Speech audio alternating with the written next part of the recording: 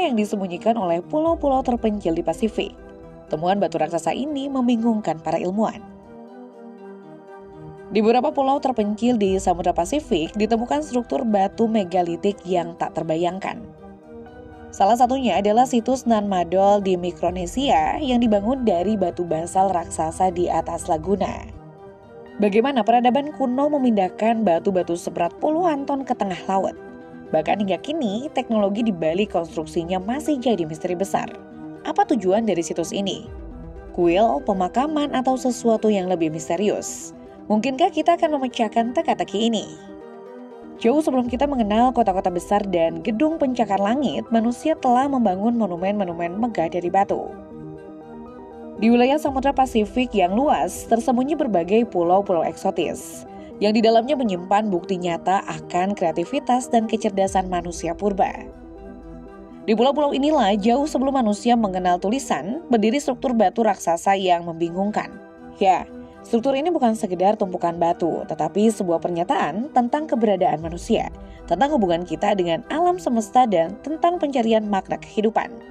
Siapakah yang membangunnya dan untuk tujuan apakah ia dibangun? Apa rahasia yang tersimpan di balik tumpukan batu purba ini?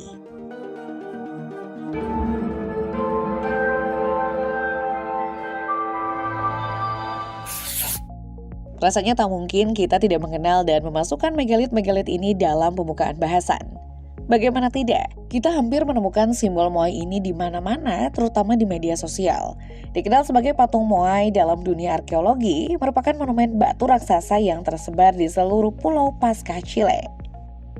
Terdapat sekitar 900-an patung yang dipahat dari batu vulkanik dan beberapa di antaranya memiliki tinggi 10 meter dengan berat hingga 82 ton.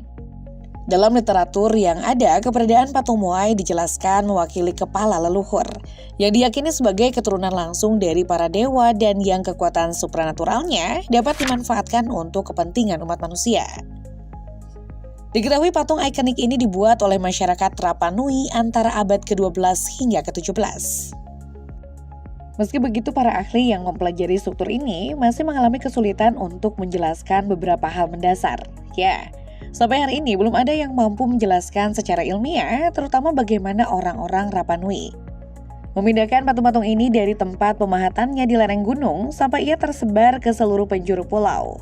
Di samping itu, teknologi transportasi macam apa yang dipakai untuk memindahkan patung-patung Moai tanpa roda atau hewan pekerja? Berbagai teori dan spekulasi pun muncul, termasuk yang cukup banyak dibahas, yakni patung ini berjalan melalui teknik keseimbangan menggunakan tali. Namun belum ada konsensus di antara para ilmuwan tentang metode yang benar-benar pasti. Kalau menurut kalian bagaimana?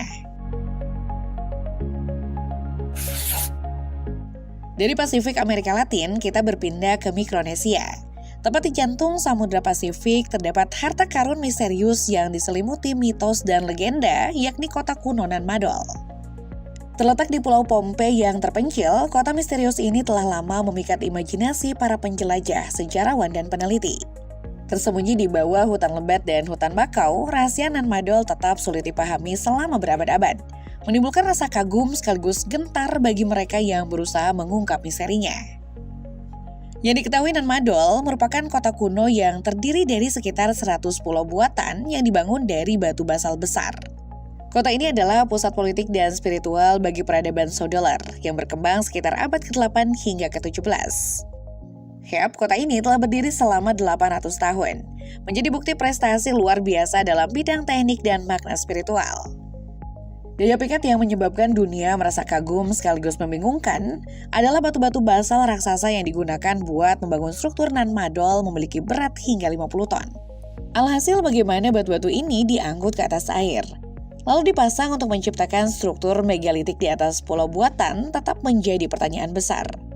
Ya, belum ada penjelasan yang terang tentang bagaimana peradaban Sodoler mampu memindahkan batu-batu ini melintasi laut tanpa bantuan teknologi modern.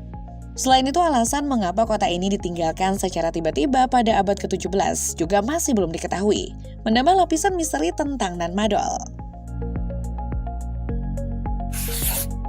Ya, Mikronesia memang kaya akan megalit prasejarah yang tak kalah dengan situs lainnya di dunia. Ia adalah negara kepulauan yang jauh dan terisolasi di Samudra Pasifik. Di salah satu pulaunya yang bernama Yap, sebuah situs menarik ditemukan yang kemudian dikenal dengan nama Batu Rai. Bukan sembarang batu, ini adalah cakram batu besar yang berukuran hingga 4 meter, dengan lubang di tengahnya yang digunakan untuk membawanya. Menariknya Batu Rai ternyata merupakan mata uang kuno yang dipakai oleh penduduk setempat untuk perdagangan. Ya, kamu tak salah dengar. Bahkan menurut catatan yang tersedia, koin raksasa ini dulu dan sekarang masih digunakan untuk perdagangan di pulau ini.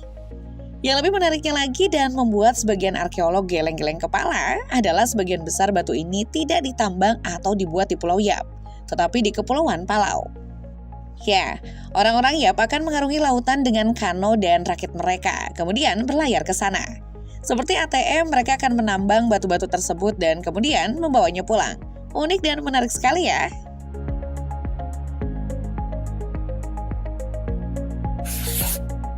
Selain Nanmadol, situs megalit yang tak kalah misterius juga bisa kita temukan di Pasifik Selatan, tepatnya di Pulau Malekula, Vanuatu. Kalau diperhatikan, struktur ini terdiri dari batu besar yang disusun untuk membentuk kesan sebagai tempat pemujaan sekaligus situs pemakaman. Batu-batu yang digunakan untuk membangun struktur tersebut disusun tanpa mortar. Dan penggunaannya menunjukkan adanya teknik yang sangat maju untuk masyarakat prasejarah yang tinggal di pulau terpencil. Sama seperti situs lainnya di wilayah Pasifik, bagaimana penduduk Malekula kuno memindahkan dan mengatur batu-batu besar ini tanpa alat modern atau teknologi canggih, masih belum sepenuhnya diketahui. Kemudian tujuan dari dibangunnya struktur ini, meskipun terkait dengan ritual pemujaan leluhur, juga tak kalah menjadi objek spekulasi di kalangan para ilmuwan. Masih di Pasifik Selatan, struktur lainnya yang tak boleh dilewatkan terdapat di Kepulauan Solomon. Namun alih-alih menyebutnya struktur megalit, Lapita sendiri mencakup istilah yang lebih luas.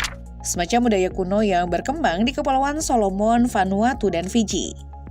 Berdasarkan penelitian ini, sebutan Lapita adalah nama yang diberikan kepada orang Austronesia Neolitikum dengan budaya material mereka yang khas, yang menetap di pulau-pulau Melanesia melalui migrasi laut sekitar tahun 1600 hingga 500 sebelum Masehi. Mereka dikenal salah satunya dengan seni keramik yang rumit dan penemuan situs megalitik yang terdiri dari batu-batu besar yang diatur dalam pola geometris. Masyarakat Lapita juga dikenal memiliki keterampilan maritim yang luar biasa. Itu bisa dilihat dari bagaimana mereka menyebar di wilayah Pasifik dengan mengangkut batu besar untuk membangun situs megalitik. Ya, teknologi yang mereka gunakan untuk memindahkan batu-batu besar ini di wilayah yang terpencil dan sulit dijangkau masih diperdebatkan. Meskipun telah ada cukup penelitian antropologi dan arkeologi tentang masyarakat Lapita, para ilmuwan belum sepenuhnya memahami terutama bagaimana mereka menyebar begitu luas di wilayah Pasifik, dan bagaimana mereka mengangkut batu-batu besar ini di pulau-pulau yang terisolasi.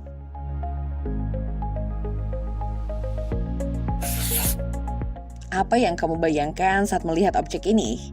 Bagi yang mungkin baru melihatnya, struktur ini dikenal sebagai Triliton Ha'amonge-Maui, yang juga sering dijuluki sebagai Stonehenge-nya Pasifik.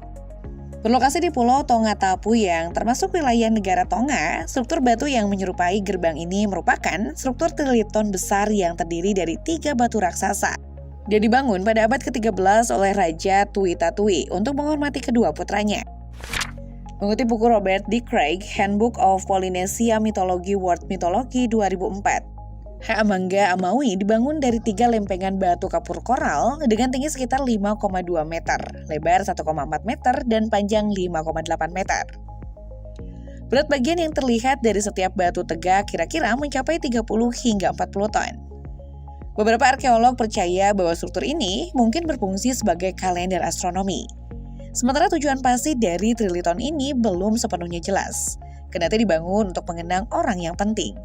Bagaimana batu-batu besar ini diangkut dan diangkat untuk membuat struktur gerbang juga tetap menjadi misteri tersendiri, mengingat keterbatasan teknologi pada masa itu.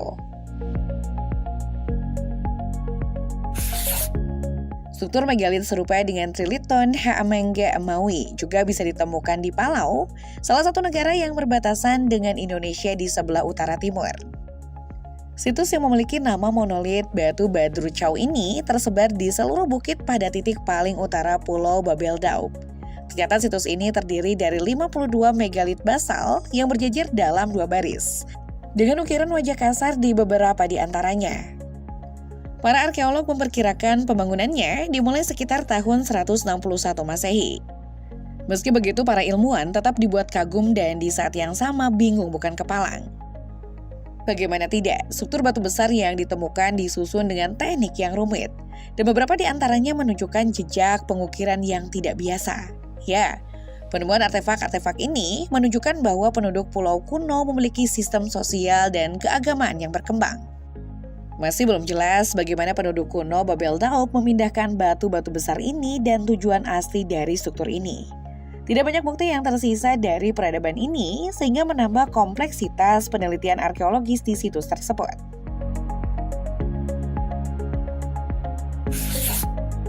Kompleksitas yang kurang lebih sama barangkali juga tercermin saat pertama kali melihat struktur satu ini.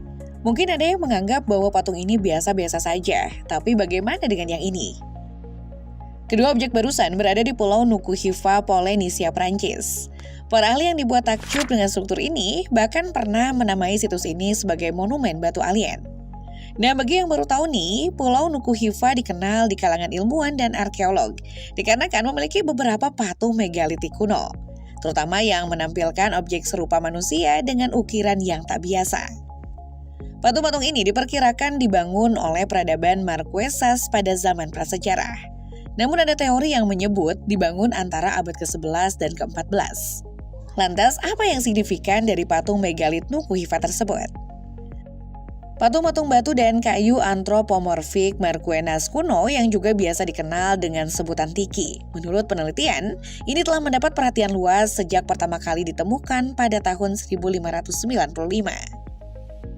Keberadaannya menunjukkan semacam keterampilan artistik yang tinggi, di mana penggunaan batu besar untuk membangun berbagai struktur yang megah.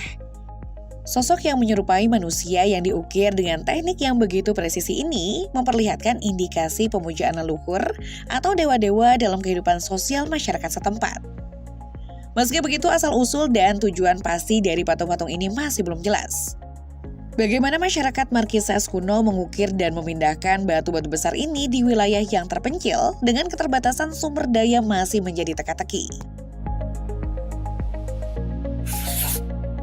Di Kepulauan Mariana yang super indah dan eksotis, tersimpan satu megalit yang cukup unik dan memikat. Berlokasi di Pulau Tinian, situs yang dimaksud yakni Batu Latte, yang menunjuk beberapa pilar dan kepala batu yang berbentuk cawan atau batu penutup. Ini merupakan penyangga rumah dan dianggap milik masyarakat kuno Kepulauan Mariana.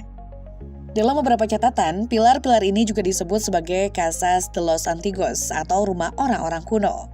Diketahui batu latte terbuat dari batu kapur, basal atau batu pasir. Pilar-pilar ini biasanya memiliki tinggi antara 60 cm hingga 3 meter. Dengan ciri umumnya menyempit ke arah atas. Pilar latte juga biasanya digali dan kemudian diangkut ke lokasi konstruksi. Untuk latte berukuran kecil hingga sedang, batu penutupnya adalah kepala karang setengah bola besar yang dikumpulkan dari terumbu.